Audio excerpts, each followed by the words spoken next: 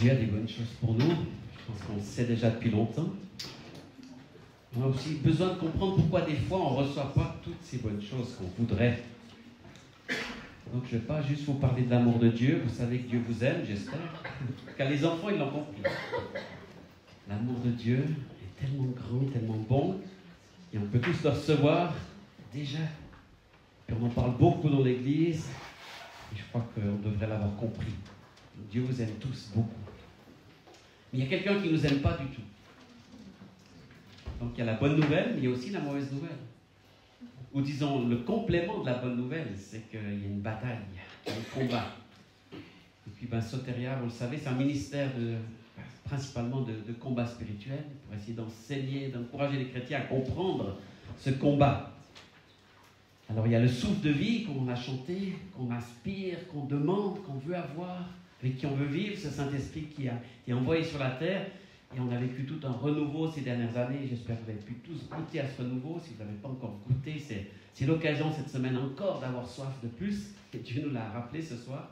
D'aspirer, de demander plus de ton souffle de vie. Mais il y a aussi une bataille avec un autre esprit. Et cet esprit, c'est l'esprit de la mort. Donc je veux parler de ce combat entre la vie et la mort. Et c'est marrant, si on peut dire ce mot-là, parce qu'hier, Vincent a parlé de donner la vie. Et puis moi, avant de venir au camp, je bataillais pour savoir qu'est-ce que je vais te donner. Si je donne un message, ça sera sur quoi?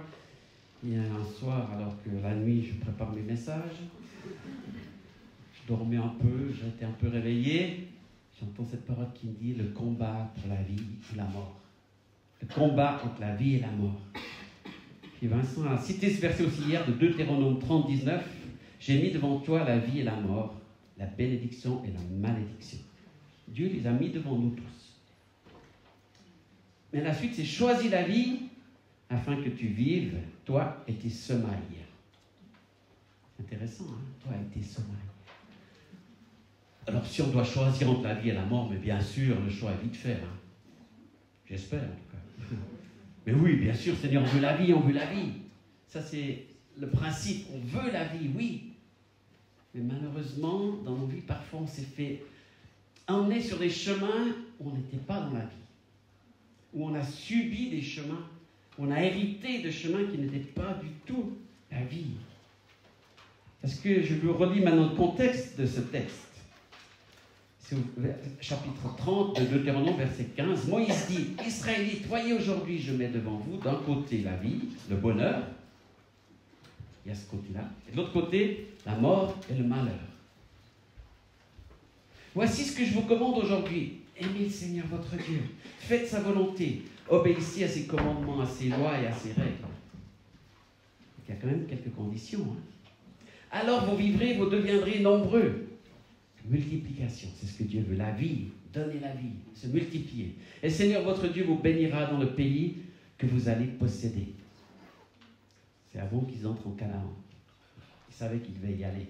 Mais si votre cœur se détourne de lui, et si vous n'obéissez pas, si vous vous laissez entraîner à adorer d'autres dieux, à les servir, c'est ça le grand défi. C'est les autres dieux. C'est les autres puissances. C'est tout ce qui nous attire loin de Dieu.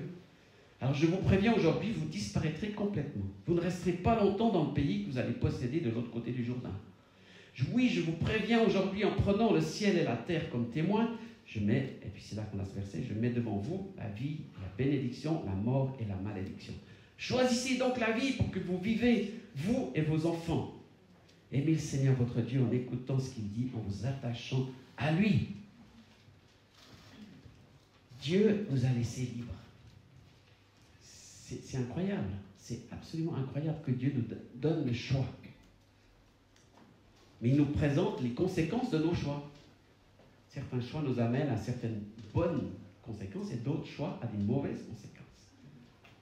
Il demande juste, choisis, et puis en choisissant, tu dois apprendre à m'aimer, à m'écouter. C'est pas compliqué, non? Ce serait simple si on choisissait tous Dieu. Pas de problème, tout irait bien. Mais la réalité de nos vies fait que dans le cœur, on a envie de choisir Dieu. Il y a des tas de moments où on ne fait pas le bon choix. Où nos parents, ou nos ancêtres, ceux qui étaient avant nous, n'ont pas fait le bon choix. Et puis on en subit encore des conséquences. Donc si on parle de la vie, déjà, pour Dieu, c'est très simple, c'est le souffle. Il souffle sur l'être vivant. La vie est venue. C'était de la terre, de la poussière. Il l'a créé, il a soufflé la vie. Sans le souffle, la vie n'est rien. C'est qu'un corps de chair qui devient de la terre de nouveau. Et pour Dieu, c'est Psaume 150, verset 8. Que tout ce qui respire, yes, vous le savez, je suis content. Tout ce qui respire, loue l'Éternel. C'est pas compliqué la louange. Tu respires, ben tu loues. Tu respires, donc tu loues. Parce que tu respires, tu peux louer. Parce que Dieu t'a donné le souffle, ben tu lui redonnes ton souffle. Parce que quand tu chantes, quand tu pries, c'est un souffle, quoi. Quelque chose qui sort de ta respiration vers Dieu. Et Dieu est béni par cette louange et il la reçoit. Et tant que je respire, je peux lui dire merci. Même si je suis fatigué, même si je suis malade, même si j'ai de l'asthme, même si j'ai de la peine à respirer, je respire encore. Donc on peut le louer. Même pendant le Covid, on pouvait louer Jésus. Parce qu'il y en a qui étaient vraiment fâchés contre le gouvernement. On ne peut plus louer Jésus, c'est grave. Le gouvernement est contre Dieu. Je dis, ah bon, tu ne peux plus louer? Oui, ils nous interdisent de chanter. Je dis, bah, c'est pas de chanter, louer. Tu respires, non? Tu es vivant. Tu peux encore louer. Tout seul, tu peux louer. Même si tu ne peux plus aller à l'église, tu peux te louer par WhatsApp, tu peux louer avec tes amis, tu peux quand même être avec ta femme, avec tes enfants, 2, 3, 4, tu peux louer. Donc des fois, on est pris dans des systèmes qui nous empêchent de rester dans la vie. Tu peux louer même s'il y a des obstacles, tu respires. C'est ça le seul critère. Et c'est vrai que la vie, elle est belle, elle nous a été donnée en cadeau. Personne n'a choisi de vivre, à moins que je me trompe. On a reçu la vie en cadeau, on n'a pas choisi de naître, Dieu nous a fait naître, et nous a donné à nos parents, à nos frères et sœurs, à une famille. Et c'est magnifique. Mais la vie, c'est quand même un combat. Je pense que personne ne peut dire, ma vie a été rose, parfaite. J'ai flotté sur les nuages, sans combat, sans difficulté. Non. La vie, c'est un combat. On a tous eu des souffrances, des maladies, des luttes, des rejets, des trucs. Souviens-nous quand on a eu notre premier fils, Mathieu, qui est là. C'était un sacré combat. Il a duré 9 mois dans le ventre de sa maman, comme tous, mais après 9 mois, il était toujours là. Il ne voulait pas venir, il ne voulait pas sortir. 1 semaine de plus, 2 semaines de plus. Et tous les gens qui nous rencontraient disaient, mais on prie pour ce bébé, il faut qu'on prie pour qu'il sorte. Il faut qu'on prie pour qu'il vienne. Et on a été finalement en provocation, maternité, mais il ne voulait pas venir. Mais c'était un combat, une bataille. Il y avait des infirmières, de plus en plus d'infirmières, de médecins, etc. Bon, finalement, après 24 heures de souffrance, de douleur pour Lynn, césarienne. Mais bon, le médecin n'était pas là. Tout à coup, il était parti, souper, on imagine. Donc, 2 heures de plus à souffrir. Tout à coup, il arrive, urgence, tout de suite. Ben, finalement, il est né après tous ces combats, ces luttes, ces infirmières, ces médecins, tout ça. Et puis après, il respirait, mais mal. Et au milieu de la nuit, il dit non, il y a quelque chose qui ne va pas, il faut l'emmener aux urgences, à l'hôpital, au CHUV. Son nez est bouché, la respiration ne passe pas, les bébés ne savent pas respirer par la bouche, donc ils ont mis une lolette avec un trou au milieu pour que l'air passe, puis ensuite ils l'ont mis, etc. Puis on dit, on va devoir l'opérer, mais on ne peut pas opérer les bébés, donc il va rester 6 mois à l'hôpital. Premier enfant, première lutte, premier combat. Ben, Mathieu il est là, il va bien, merci Seigneur.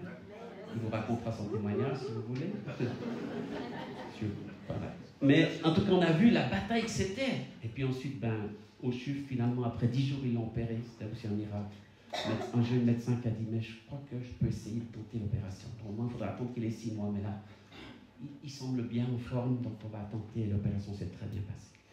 Et après 2 semaines, il est revenu à la maison. Après, il y a eu d'autres expériences. Je ne vais pas faire le témoignage de Mathieu à sa place. Mais on a réalisé que c'était un combat, juste la vie. Juste pour qu'ils vivent. Aussi pour Lynn. Et il y a 50 ans en arrière, je serais veuve sans enfant.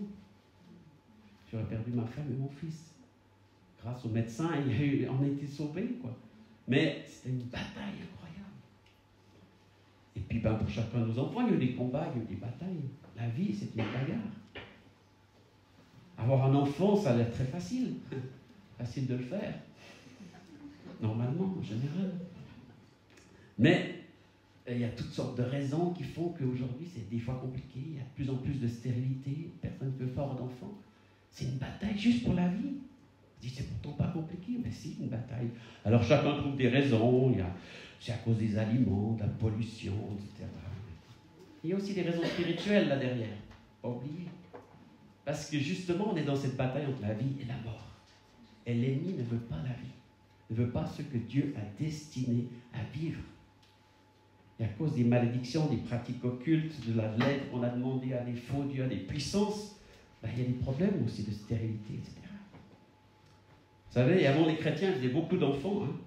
Ils avaient compris que les enfants c'était une bénédiction. Vous connaissez le psaume 127. Mais oui, les enfants sont un trésor, la récompense donnée par le Seigneur. Le fils d'un père reçoit dans sa jeunesse sont comme des flèches dans la main d'un combattant. Waouh, on a reçu ce verset quand Nathan est né. Nathan, c'est un vrai combattant. C'est vrai. Il est heureux l'homme qui a rempli sa maison de telles armes. Quand il se défendra contre ses ennemis aux portes de la ville, il ne sera pas couvert de honte. Oui, les enfants sont notre avenir, notre bénédiction, notre héritage, notre soutien. C'est ce que Dieu a voulu. La vie, multiplier la vie. Aujourd'hui, dans les pays occidentaux, les pays d'origine christianisée, on font de moins en moins d'enfants. On a peur de la vie. On a peur de l'avenir. C'est un mensonge de l'ennemi terrible. 1,38 enfants par femme. Je crois que c'est 1,38, mais ça fait pas longtemps. En tout cas, ça veut dire qu'on est en dessous du seuil de renouvellement de la population en Europe. Et très régulièrement, on voit des articles dans les journaux qui disent « Mais combien coûte un enfant ?» En Suisse, surtout. Le critère, c'est l'argent. C'est le prix, c'est maman. Je vous lis un petit article d'une assurance suisse. Selon un calcul, un enfant coûte entre 1440 et 1920 francs par mois, soit en moyenne 20 000 francs par an. Jusqu'à son 20e anniversaire, un enfant coûte 400 000 francs. Celui-ci n'inclut que les coûts pour l'habillement, l'alimentation, les soins, le logement, l'assurance, les loisirs, les transports et l'argent de poche. Il ne tient pas compte des frais de prise en charge par des tiers ou des contributions d'entretien. À chaque enfant supplémentaire, la charge financière augmente pour les parents. Une planification budgétaire minutieuse permet de tenir compte de ces exigences de manière réaliste. Les coûts indirects tels que les frais pour les loisirs onéreux, les gadgets coûteux comme les smartphones ne sont pas inclus dans ce calcul. Qu'est-ce qu'on lit? Par les assurances, les journaux, après, etc. J'ai constaté en voyageant un petit peu en Afrique que les gens sont bien plus pauvres, ils ont beaucoup plus d'enfants. Parce qu'ils savent qu'ils sont précieux. C'est leur richesse, c'est leurs enfants. Il y a aussi d'autres pays, les pays avec une religion principale qui est en croissant, qui vénère la mort. Là, les femmes font beaucoup d'enfants. Pour envahir nos nations, aussi pour même les sacrifier comme des martyrs ou des kamikazes. Parce que la mort est une valeur sacrée pour eux. La mort est un acte qui est validé par leur religion. Donc, qui est leur Dieu? Le Dieu de la vie ou le Dieu de la mort? La notion de martyr fait référence à l'acte de sacrifier sa vie pour témoigner. Ça, c'était facile. Ça va revenir. Voilà. Pour témoigner de sa foi et d'une noble cause. À un niveau spirituel plus profond, cela représente la démonstration ultime de l'engagement de la dévotion envers Dieu. Le paradis musulman est décrit comme, avec luxe de détails comme un lieu de plaisir infini pour les hommes. Tout ce qui est interdit par la loi devient seulement licite à ce moment-là, et accessible dans une démesure inouïe et sans conséquence. La sexualité y occupe une place de première importance dans la promesse d'un grand nombre de femmes vierges pour les hommes, 72. Et il y a une moyenne de 3,25 enfants dans les pays arabes. 3,25. Donc on voit déjà cette confrontation selon la religion, selon la foi, selon notre croyance, selon notre espérance. Mais on voit que l'ennemi combat la vie par aussi son esprit de mort et en créant des enfants qu'il veut détruire, à qui ne veut même pas donner un avenir. Il y a une confrontation qu'on retrouve déjà dans l'adoration. En fait, l'adoration, ça doit être une adoration à la vie, qui se manifeste par la vie. Mais même dans la religion, quelle qu'elle soit, on adore les morts. Dans certaines églises, on adore un Jésus uniquement quand il est mort. On vénère la mort. Il y a une religiosité extrême qui nous conduit à parler de la mort. Il y a des gens qui vont dans les églises que pour les enterrements. Ils vont à la fête des morts, bien sûr. Ils ne la louent pas. Ils se rappellent de leur mort.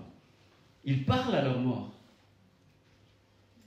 Ils adorent même des reliques, des morceaux d'os de leur soi-disant saint. Et ça depuis très longtemps. Vous savez déjà, avec Israël, il y avait cette confrontation dans Deutéronome.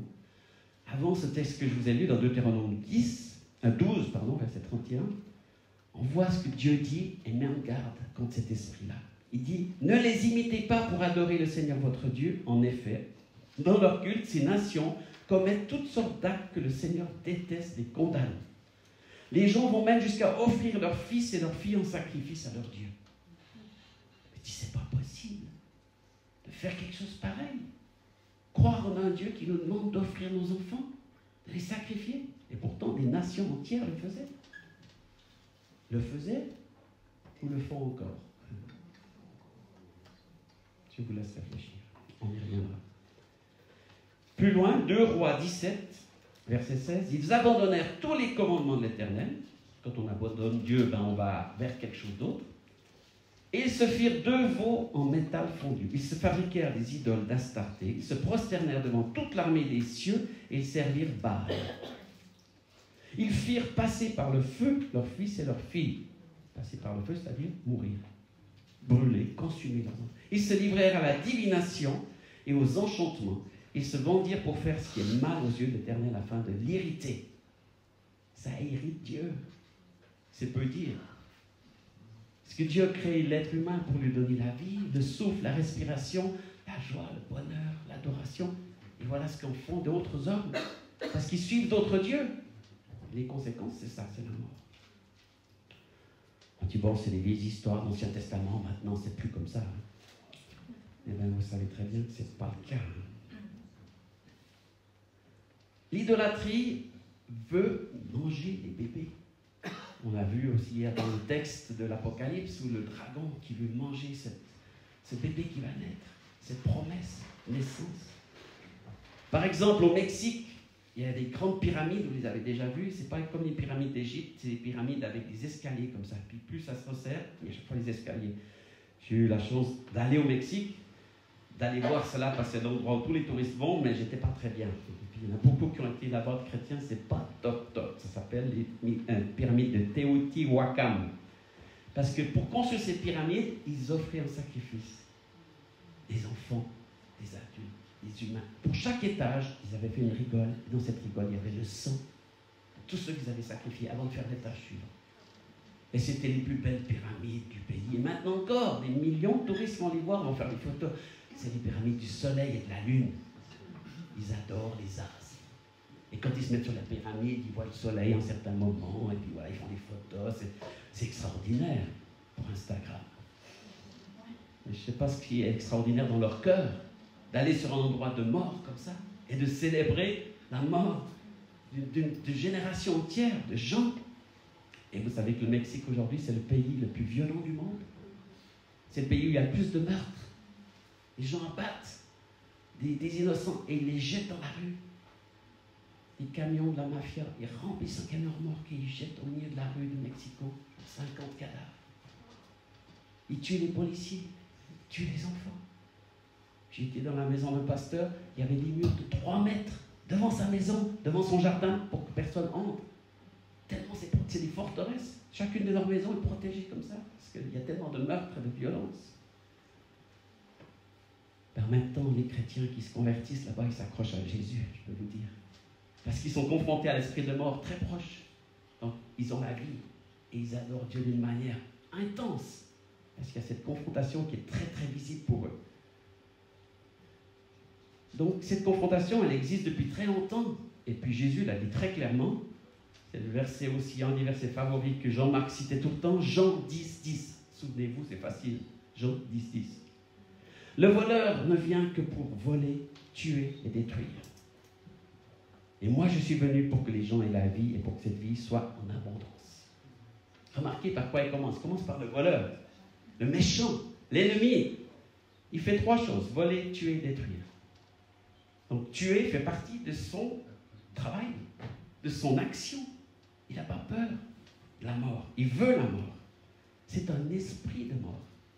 Alors que le Saint-Esprit, on le chante, on le dit, c'est l'esprit de vie. Donc cette confrontation, elle est évidente, elle est claire. Et dans l'histoire, chaque fois que Dieu a voulu agir en amenant la vie, qu'est-ce qu'il a fait? Eh bien, il y a Moïse qui est arrivé. Satan ne savait pas trop ce qui se passait, mais il a compris qu'il y avait un plan de Dieu. Il y a un bébé là qui va être sauveur. Il a tué tous les bébés. Moïse a été sauvé des eaux. On connaît tous cette histoire merveilleuse, fantastique, dans un petit panier, la fille de Pharaon qui le prend, etc. Mais n'empêche qu'il y a eu des milliers de bébés qui ont été sacrifiés. Dieu a fait quand même son œuvre. Dieu a sauvé le peuple, Dieu a délivré le peuple, ils sont sortis. Donc la vie a gagné. Mais à quel prix?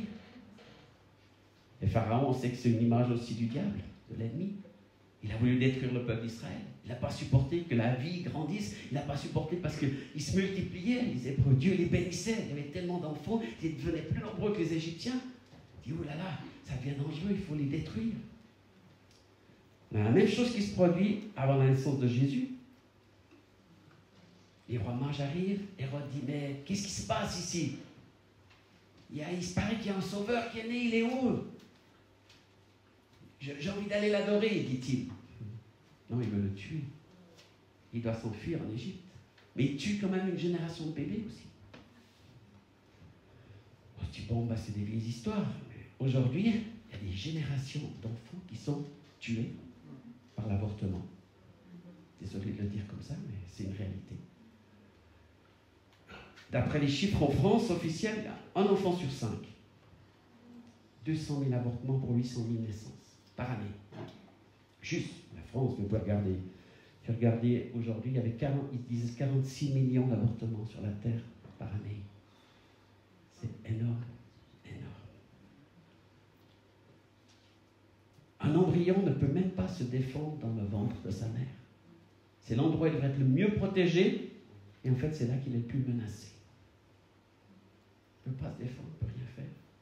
Si la mère, si le père, si les médecins, si tout le monde a décidé de le détruire. Pourtant, il y en a qui ont survécu à des tentatives d'avortement. Il y en a pas mal. On en parle très peu, mais par exemple, je vous donne juste un petit témoignage. Gianna Jason est née le 6 avril 1977 en Californie. Son dossier médical indique qu'elle est née à la 30e semaine de grossesse d'une jeune fille de 17 ans, suite à un avortement salin raté. L'acte de naissance de Jason est signé par un médecin qui a pratiqué l'avortement. Jason pesait 1,1 kg à la naissance et souffrait de paralysie cérébrale, une affection motrice qui affecte diverses zones du corps, causée, selon elle, par la tentative d'avortement. Elle décrit cela comme un cadeau extraordinaire. Jason a passé 3 mois à l'hôpital avant d'être placée dans une famille d'accueil. Elle a été adoptée à l'âge de 4 ans. Et bien maintenant, c'est une femme qui témoigne de la vie, qui parle comment elle a été sauvée et comment Dieu peut sauver des gens aujourd'hui. Il y a certaines personnes qui témoignent qu'ils auraient voulu enlever la vie à leur enfant. La maman de Cristiano Ronaldo dit, j'ai voulu avorter. J'ai même tenté et j'ai échoué. Alors bon, pour ceux qui aiment le foot, c'est dire tant mieux. Les autres, ils s'en fichent. Mais c'est un être humain qui était sauvé. Et qu'est-ce qu'il est devenu? Superstar du foot. Alors voilà, c'est peut-être pas le plus important, mais il y a peut-être des médecins, des chercheurs, des scientifiques, des prix Nobel, des enfants qui auraient pu changer le monde, qui ont été enlevés à cette terre. Donc, j'aimerais juste quand même que vous compreniez que je parle d'esprit à esprit, de puissances qui se combattent. Je ne parle pas d'une personne qui aurait subi un avortement à son insu, qui aurait été forcée. Il y en a peut-être ici. Je voudrais que personne se sente condamné ou accusé. Vous avez peut-être besoin de prière, particulièrement pour ça, si ça n'a jamais été le cas. Et on priera pour vous. il y a toujours besoin d'une prière de délivrance quand il y a eu un avortement. Et non seulement sur la personne qui l'a subi, mais sur les descendants et dans la famille. Parce que ça ouvre la porte à ces esprits de mort qui veulent entrer dans la famille, perturber. Combien de fois on a prié pour la délivrance avec Lynn, pour des personnes, et combien de fois il y avait quelque chose avec l'avortement et avec la mort, chez des ancêtres, dans la famille, et la personne a vécu une délivrance incroyable à cause de cette malédiction qu'elle a subie. Et il y a toujours des complices, c'est pas que la femme, hein. Il y a un homme aussi. Et peut-être c'est lui qui a forcé la femme à avorter. Il y a un mari, un médecin, un parent, un conseiller, et d'autres qui sont peut-être même plus coupables, qui ont aussi besoin de demander pardon, de confesser, parce qu'ils se sont soumis à cet esprit de mort. Ils ont accepté ça. Ouais, c'est pas grave, de toute façon, voilà. Et si vous avez déjà aussi constaté sur ce sujet, beaucoup, quand ils expliquent pourquoi ils ont avorté, c'est, même si on prend toujours les cas extrêmes, oui, mais si c'est en cas d'inceste ou de viol, etc. Mais ça, c'est un tout petit pourcentage. Le plus grand pourcentage, c'est oh, ça tombe mal avec les vacances, on n'a pas assez d'argent, on va déménager, etc., etc. Donc il n'y a pas d'excuse pour enlever la vie que Dieu veut donner. Et les conséquences de cet esprit de mort, c'est la violence, c'est la haine, c'est la dépression et c'est la mort même, chez la personne ou chez d'autres dans la famille. Par contre, Dieu, il se présente, et il y a beaucoup de versets qui disent exactement ce qu'il est. Matthieu 22, 32, je suis le Dieu d'Abraham, d'Isaac, de Jacob. Dieu n'est pas le Dieu des morts, mais des vivants. Et Psaume 115, verset 17, ce ne sont pas les morts qui célèbrent l'Éternel. Ce n'est aucun de ceux qui descendent dans le lieu du silence. Et tout ça montre que Dieu, il veut la vie. Il veut nous donner la vie ou nous redonner la vie. Certains ont perdu la vie. Vous savez que dans l'Ancien Testament, il fallait toujours offrir des sacrifices et verser un sang pour être purifié, pour être lavé de nos péchés. Et ce n'était pas évident, parce qu'il fallait toujours aller au temple, il fallait payer, acheter des sacrifices, etc. Mais à un moment donné où tout a changé, bien sûr avec Christ. Christ s'est offert en sacrifice, il est mort, mais la grande différence, c'est qu'il est ressuscité. C'est pour ça que si on adore juste le Christ mort, on reste dans l'ancienne alliance presque. Mais il est ressuscité, il est sorti du tombeau, il est vivant. Donc maintenant, ça serait offenser Christ et Dieu en disant « Non, je veux m'occuper du sacrifice de Christ. » C'est la vie qu'il veut donner, la résurrection. Il est la résurrection et la vie. Et ça m'a frappé en lisant Romains 12, c'est un texte que j'aime vraiment beaucoup, quand il enseigne cela, Paul, en disant « Je vous exhorte, par les compassions de Dieu, à offrir vos corps comme un sacrifice vivant, saint, agréable à Dieu. Ce qui sera de votre part un culte raisonnable. » C'est quoi un culte raisonnable? Ah bah tu sais, c'est aller dans une église où c'est pas trop ennuyeux, ça dure pas trop longtemps, puis que la louange est bien, puis que le prédicateur il est sympa, puis qu'il n'y a pas trop d'annonces. Ça c'est un culte raisonnable. Bien suisse. Hein? Mais la Bible dit le culte raisonnable c'est quoi? Offrez vos vies comme un sacrifice vivant. Yes. Mais comment est-ce qu'on peut être sacrifice et vivant? Puisque tous les sacrifices, on les sacrifie. C'est bizarre comme texte. Ça m'a vraiment interpellé. Mais non, il les brûlait sur l'autel, il ne restait plus rien. Que des cendres. Puis là, Nouveau Testament, sacrifice vivant. Comment est-ce qu'on peut être un sacrifice vivant? J'ai réfléchi à ce sujet pas mal. Et est-ce qu'il y a un autre exemple dans la Bible? Bien sûr, Jésus a été sacrifié, il est ressuscité. Mais à part ça, je n'ai trouvé un autre. Isaac. Parce qu'Isaac, il était avec son papa Abraham. Comme son papa, il le connaissait bien, il savait qu'il offrait des sacrifices à Dieu. Un jour, il lui dit, viens avec moi, on va sur la montagne offrir un sacrifice. Et Abraham, il avait reçu plus que ça. Il avait reçu, offre-moi ton fils en sacrifice. Il dit à son fils, viens avec moi, on va faire un sacrifice, comme d'hab, quoi. Hein? Et puis quand il monte, ça prend 3 jours de marche. Sur la montagne, son fils, qui avait 10 ans, Abraham avait à peu près 100 ans, lui dit, mais il manque quelque chose, il y a le feu, il y a le bois, mais où est le sacrifice? Où est l'agneau? Puis il lui dit, bon père, bien, t'inquiète pas, Dieu pourvoira. On va bien en trouver un sur le chemin. Puis ils arrivent en haut, tout est prêt, les autres passaient un endroit où ils offraient déjà les sacrifices, les pierres étaient prêtes, il met le bois, le feu, et il dit, monte, c'est Isaac. Isaac était vivant. Et aux 100 mètres, il était plus rapide que son père. Hein? À 10 ans ou 100 ans, il pouvait s'enfuir comme il voulait. Il a accepté de monter sur l'autel, de se faire attacher sur l'autel par son père, de voir son père lever le couteau. Imaginez, il a accepté. Ça aurait été plus facile si son père l'avait pris par surprise par derrière en lui tranchant la gorge, puis voilà. Il n'a rien vu, il n'a rien senti. Non, il a accepté ce que son père a fait. Donc il s'est offert en sacrifice vivant. Et Dieu l'a sauvé. Dieu lui a gardé sa vie. Et puis c'est un des descendants qui nous permet d'être là aujourd'hui, d'avoir tout le peuple d'Israël et le peuple de Dieu. Donc la vie était préservée. C'est quand tu es vivant que tu peux faire des choses pour Dieu. C'est quand tu es vivant que tu peux donner la vie. On est tous appelés à donner la vie. La mort, c'est la religion, c'est les habitudes, c'est les systèmes. Toujours les mêmes choses. Surtout ne bougez rien. Ça, c'est ma chaise. Je m'assieds toujours là. Je chante tous les chants par cœur. Il ne faut pas m'en amener des nouveaux. Hein. Je ne les connais pas. Et puis la Sainte Seine, vous avez 10 minutes de retard sur le programme. D'habitude, c'est 11h moins 10. Etc., etc. La mort ne veut pas que ça bouge, ne veut pas que ça change. Au contraire, que ça s'éteigne de plus en plus. De moins en moins de monde, de moins en moins de vie, de moins en moins de bruit. Alors que la vie, ça bouge. On dit un enfant, c'est plein de vie. Ben, dites à un enfant de ne pas bouger pendant 10 minutes sur sa chaise. C'est un supplice. Il a envie de bouger parce qu'il y a la vie qui pousse en lui, qui le fait bouger, éclater, s'exprimer. Regardez, vous avez déjà vu peut-être ces films avec une fleur en accéléré. Une photo toutes les heures, comme ça, pendant 2-3 jours, même pendant une journée. C'est là qu'on la voit s'ouvrir comme ça. Nous, on n'a pas le temps de la voir parce qu'on ne reste pas toute la journée derrière. Mais avec ces photos accélérées, c'est incroyable de voir comme ça croît, comme la nature pousse. Parce qu'il y a de la vie. Tout ce qui a de la vie, ça bouge, ça évolue. Et Dieu veut aussi qu'on bouge. Si vous êtes des chrétiens habitués, figés, toujours la même chose, Dieu dit, mais attends, il y a quelque chose de plus pour toi. Tu veux que ça avance, tu veux que ça bouge.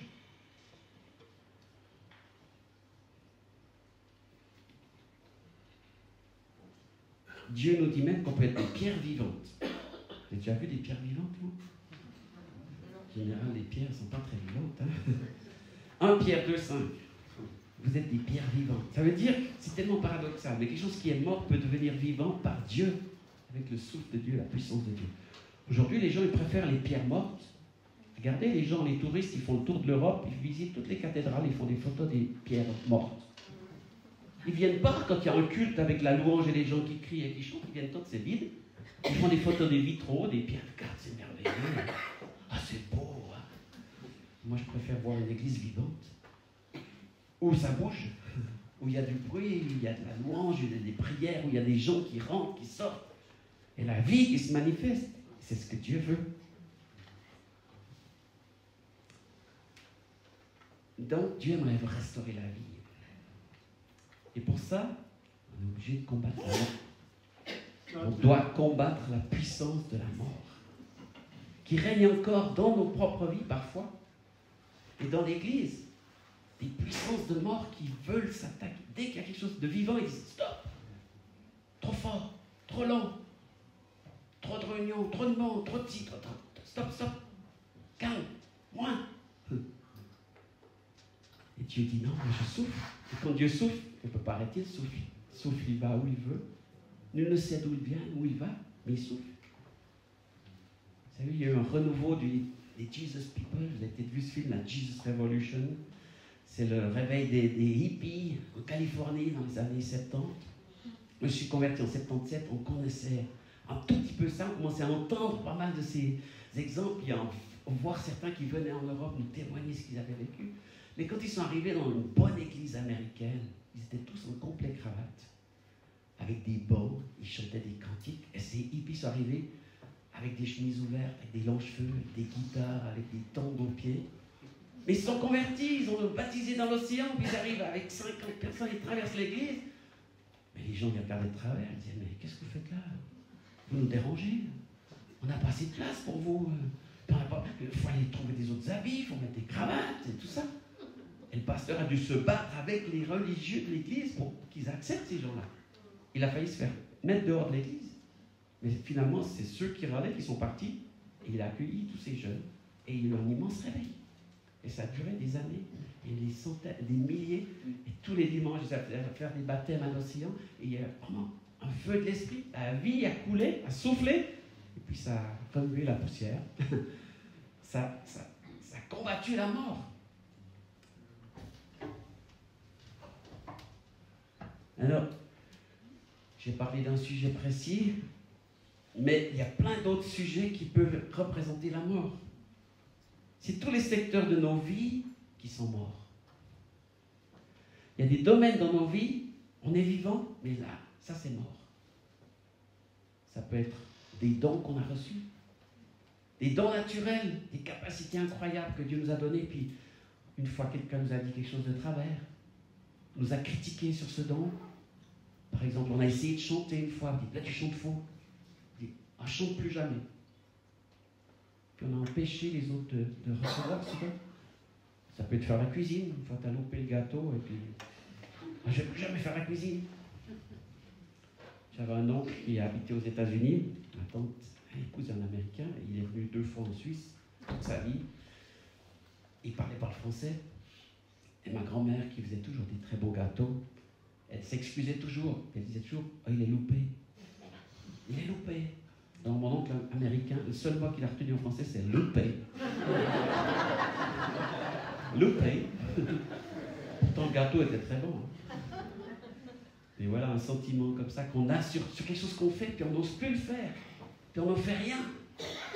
Il y a des tas de dons naturels qu'on a reçus, qu'on a enterrés à cause de cet esprit, à cause de l'ennemi qui nous dit t'es pas bon. T'es pas bon, c'est loupé. Ça peut être chanter, ça peut être cuisiner, ça peut être présider, ça peut être parler, ça peut être avoir un ministère d'écoute, danser, encourager. Il y a tellement de choses, des choses naturelles que vous avez reçues. Et si vous les enterrez, ben ils sont morts. Et il y a beaucoup de chrétiens qui les enterrent. Vous connaissez la parabole des talents? La seule personne qui en reproche, c'est celui qui a enterré son talent. Et moi, j'ai lutté avec ça. Je me suis converti à 16 ans, je n'étais pas bien dans ma peau, je doutais de mes capacités, de mes dons. Je ne voulais rien faire. Et on me demandait de temps en temps, tu ne voudrais pas, Sylvain, un groupe de jeunes? Et puis, je disais, non, je ne peux pas. Je trouvais des excuses, je ne voulais pas, je cachais. J'étais sûr que je n'avais pas de don. Puis finalement, une fois, quelqu'un m'a dit, une jeune fille du groupe de jeunes m'a regardé dans les yeux et m'a dit, tu sais, de dire toujours non, c'est la fausse humilité, c'est de l'orgueil. J'ai pas aimé. Puis après coup, j'ai réfléchi, je me dis, ouais, peut-être qu'elle a quand même raison. Je jouais du piano, il y a un vieux piano dans un coin au fond de la salle. Je jouais à partir de 23h quand il restait plus que 3-4 jeunes. Je m'amusais un petit peu comme ça. Je dis, ah, c'est bien quand tu joues, continue. Non, j'arrête, j'aime pas jouer. Mais tu pourrais jouer un petit peu plus. Non, mais j'ai pas envie. En fait, j'en mourais d'envie. Mais j'avais envie qu'on me demande, puis en même temps, j'avais pas envie. Puis vous voyez, c'est compliqué, le rejet, l'orgueil, tout ça. Jusqu'à ce que je comprenne, Dieu, mais quelqu'un aussi t'a donné un don, tu dois l'utiliser pour lui. Puis à un moment donné, j'ai dit, ok Seigneur, j'accepte. Ça veut dire accepter aussi des critiques, des remarques, des échecs, des erreurs, faire des fausses notes. Mais la vie, c'est ça, c'est vivant, ça bouge, mais c'est pas parfait. Une des obstacles, c'est le perfectionnisme. En Suisse, c'est très fort. C'est une puissance qui nous empêche de faire plein de choses. Et ça, derrière ça, c'est aussi un esprit de mort. Tu peux pas, parce que c'est pas parfait. Donc, il y a beaucoup de choses qui auraient dû naître dans nos vies qui ne sont pas nées. Parce qu'on a laissé la mort régner sur un secteur, sur des dons. Aussi les dons spirituels, bien sûr. Mais ça commence par les dons naturels. Il faut être hyper spirituel. Mais aussi l'ennemi qui dit, ouais, de toute façon, parler en langue, tais-toi, ça sert à rien, puis tu sais pas, puis tu comprends pas, donc arrête. Puis il te vole un don extraordinaire qu'on a tous besoin. Comment vivre aujourd'hui avec Jésus sans ce don-là? Mais c'est indispensable. Dans la prière, dans la louange, dans le combat spirituel, quand on ne sait pas comment prier, ben au moins on a une langue qui vient du Seigneur et puis qui nous donne les bonnes paroles. Et c'est puissant, et on sait que chaque fois qu'on le fait, la Bible dit, celui qui parle en langue s'édifie lui-même. Ça nous renouvelle, ça nous fortifie. Donc les dons spirituels sont importants, c'est la vie aussi, c'est un signe de la vie. Pourquoi les églises ont éteint les dons? Pas de dons, pas de trucs spirituels, pas de Saint-Esprit. On éteint la vie. Dans les églises, il y a plus de pompiers que d'allumeurs de feu. Hein. C'est dommage, très dommage.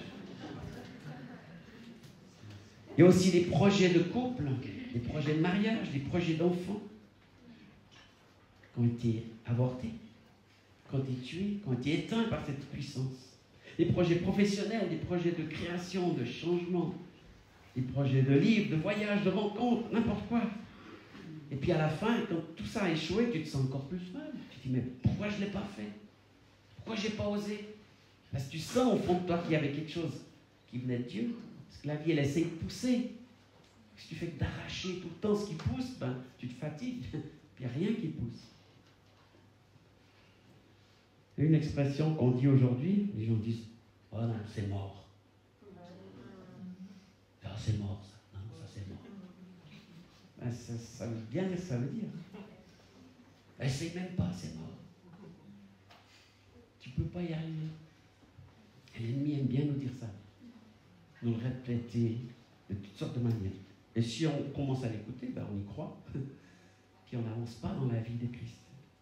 C'est sûr que la vie, c'est prendre un risque. Avoir des enfants, c'est prendre un risque.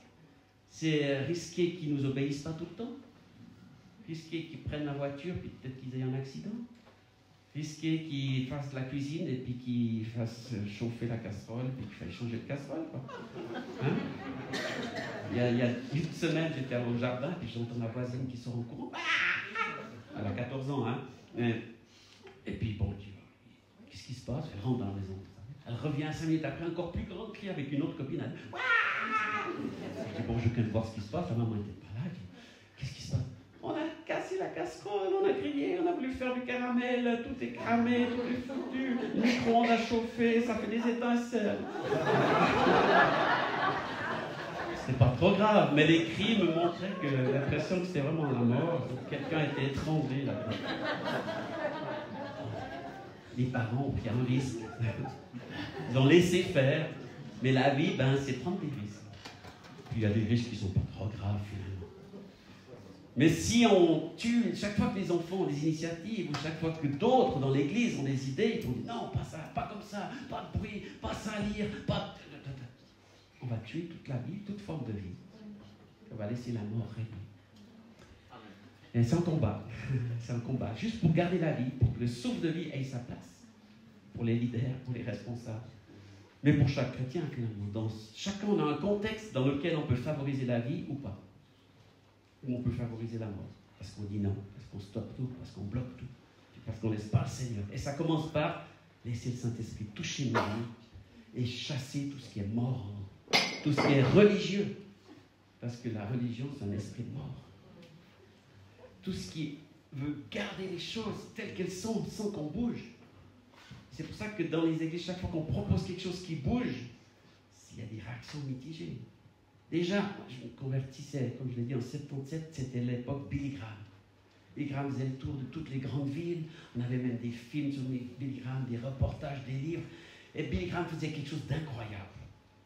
De tellement compliqué, il disait aux gens de s'avancer et de lever la main. Mais quelle discussion on n'a pas entendu? Ah mais quand même, pourquoi il faut s'avancer? Moi je peux très bien me convertir à ma place. Ben oui, si tu veux. Tu peux. Quel est le problème? Alors pourquoi il faut absolument s'avancer? Moi je ne veux pas m'avancer. Hein, un bon esprit de rébellion, bien fâché, qui ne veut pas obéir. Je peux me convertir tout seul. Et puis si on te demande d'avancer, c'est compliqué. C'est comme Naaman, on lui a dit, tu vas te tremper cette fois dans le Jourdain. Si le prophète t'avait demandé quelque chose de compliqué, tu l'aurais râlé, mais là c'est tellement simple, tu ne veux même pas le faire. C'est notre orgueil qui est touché. C'est notre orgueil qui est confronté par cette puissance de vie. Puis après c'était le Saint-Esprit, après c'était le parler en langue, maintenant c'est la délivrance. Oui, il y a la louange entre deux. Hein. La batterie, c'est du diable. Qu'est-ce qu'on n'a pas entendu? J'ai dû prendre des boucliers pour protéger mes musiciens qui se faisaient agresser par certains leaders parce qu'ils faisaient trop de bruit. Ils ne font pas du bruit, ils font de la louange. Mais bon, ça s'est passé. Mais maintenant, la délivrance. On arrive dans un combat où on confronte ces puissances. On les dénonce. On leur donne de s'en aller. Ah, mais pourquoi? Moi, je suis chrétien, je n'ai pas besoin de délivrance. Si tu veux garder, tu peux. Si tu veux garder ce qui est mauvais en toi, ce qui fait mal, ce qui te fait souffrir, ce qui te contrôle parfois, sois honnête, reconnais que tout n'est pas rose, tout n'est pas parfait dans ta vie, et qu'il y a des portes ouvertes à des choses. Et c'est ça que tu as besoin de délivrer. Ce n'est pas une question d'expliquer théologiquement, c'est juste de reconnaître l'évidence que tu n'es pas un saint, que tout n'est pas parfait dans ta vie. Des fois, tu as des mauvaises pensées, des fois, tu as des mauvaises actions, et que ces choses qui se répètent sont le fruit d'une puissance qui te tourmente. Il ne peut pas te contrôler, il ne peut pas te posséder. Bien sûr que non. Et ce n'est pas le diable. Le diable est bien occupé à d'autres choses qu'à s'occuper de toi. Tu n'es pas assez important pour lui. Mais il envoie ses esprits de mort, pour te tourmenter sur un secteur, sur un sujet. Il a juste une clé, mais au moins celle-là, il la garde. Et ça peut être, et entre autres, souvent, la mort. Et tous ses dérivés. Mais Dieu est le Dieu de la délivrance. Dieu de la vie en abondance. On ne peut pas avoir une vie en abondance si on est tourmenté par quelque chose. Puis les chrétiens, au bout d'un moment, ils se résignent, ils disent « Ah, ça fait 10 ans que je prie pour ça, ça ne change pas. C'est pas grave, quoi. » Oui et non. C'est pas grave, parce que Dieu t'aime toujours. Mais c'est dommage de garder un poison, de garder un caillou, de continuer de marcher avec un gros caillou dans la chaussure, alors qu'on peut l'enlever avec l'aide du Seigneur, avec le Saint-Esprit, avec sa puissance.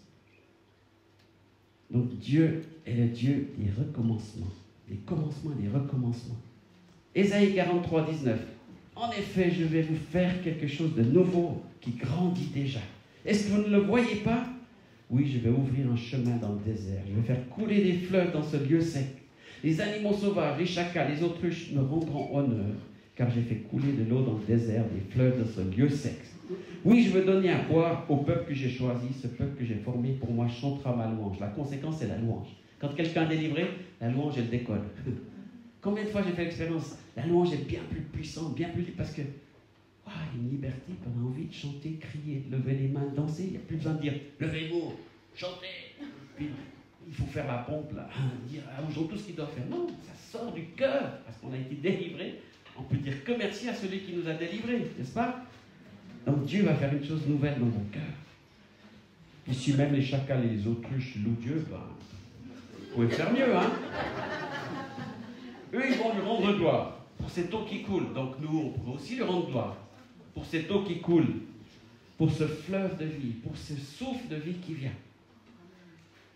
Donc on va prier. Je vais prier au nom de Jésus, dans l'autorité que Dieu m'a donnée et a donnée à tous ses enfants.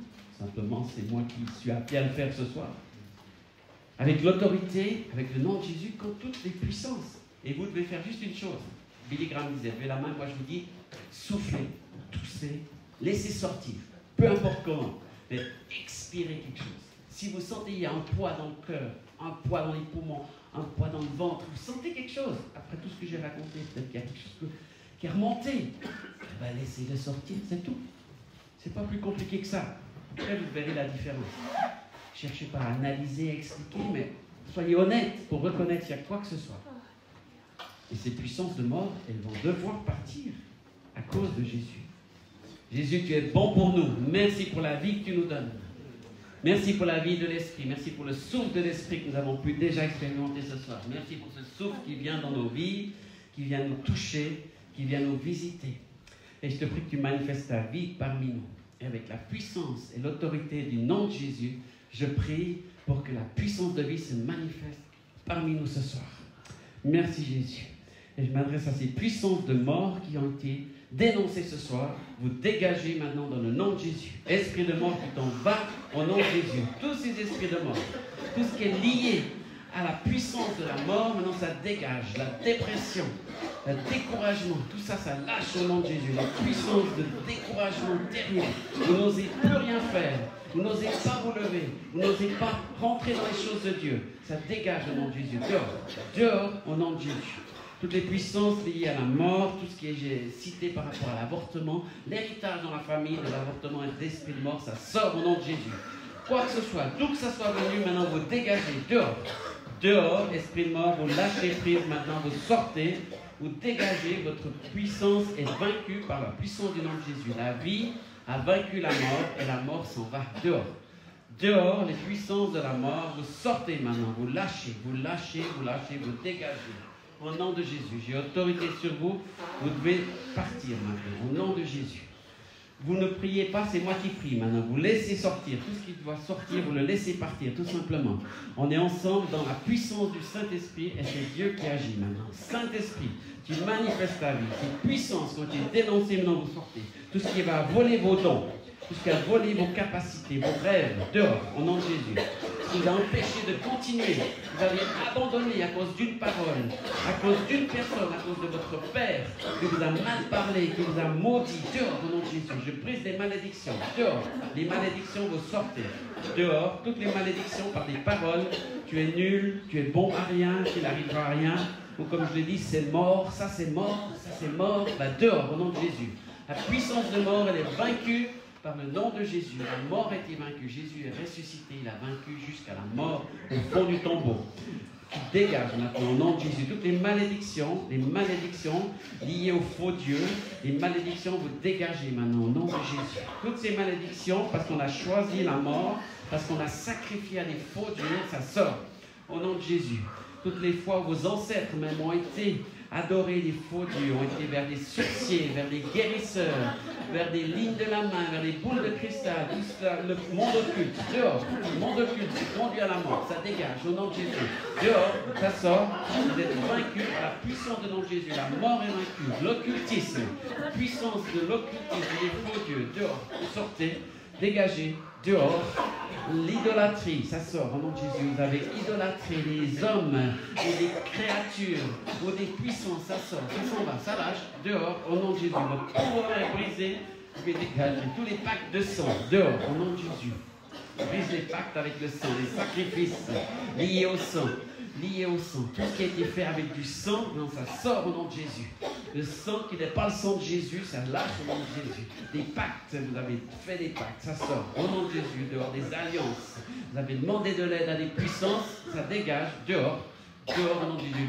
De l'aide pour avoir des enfants ou pour plus avoir d'enfants, tout ça, ça lâche au nom de Jésus. Ça sort, je brise les malédictions liées à la vie. Tout ce qui a empêché la vie dans votre vie spirituelle, ce qui vous a freiné, ce qui vous a stoppé, qui vous a empêché d'aller plus loin, ça sort dehors au nom de Jésus.